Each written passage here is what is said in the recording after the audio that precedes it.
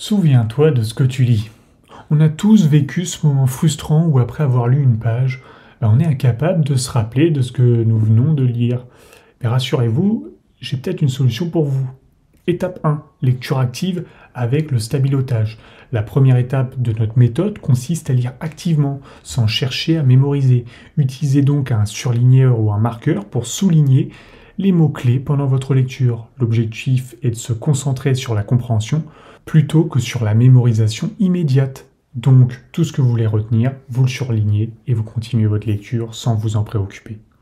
Étape 2. Création d'un palais de la mémoire. Dans la deuxième étape, on introduit une technique puissante appelée palais de l'esprit, palais de la mémoire. Ça implique de mémoriser le plan d'une pièce de votre maison et de numéroter 5 meubles dans chaque pièce. Ces meubles serviront à stocker les données que vous souhaitez mémoriser.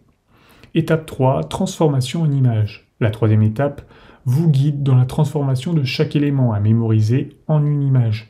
Par exemple, si le livre parle d'Abraham Lincoln, visualisez un penny pour le représenter et ainsi de suite pour chaque point clé du texte. Par exemple, Oncle Sam, vous verriez un haut de forme en bleu ou rouge et blanc, je ne sais plus. Étape 4, stockage des données sur les meubles. La quatrième étape consiste à utiliser les meubles de votre palais de la mémoire pour stocker ces images. Chaque point surligné devient une image placée sur un meuble spécifique dans votre maison mentale. Cette technique facilite la récupération des informations lorsque vous en aurez besoin. Étape 5. La segmentation des chapitres.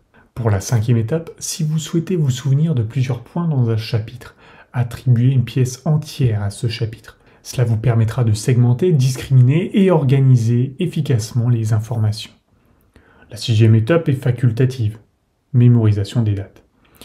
Enfin, si vous lisez des ouvrages historiques et que vous devez mémoriser des dates, une étape facultative consiste à créer des images pour représenter ces dates. Par exemple, utilisez un cupidon pour février ou des averses pour avril. En résumé, cette méthode simplifiée, appelée palais de la mémoire, a prouvé son efficacité. Elle encourage une lecture active, la transformation des informations en images mémorables et utilise la structure mentale de votre domicile pour stocker ces données. Je vous remercie d'avoir regardé cette vidéo et si vous l'avez appréciée, surtout ne vous abonnez pas.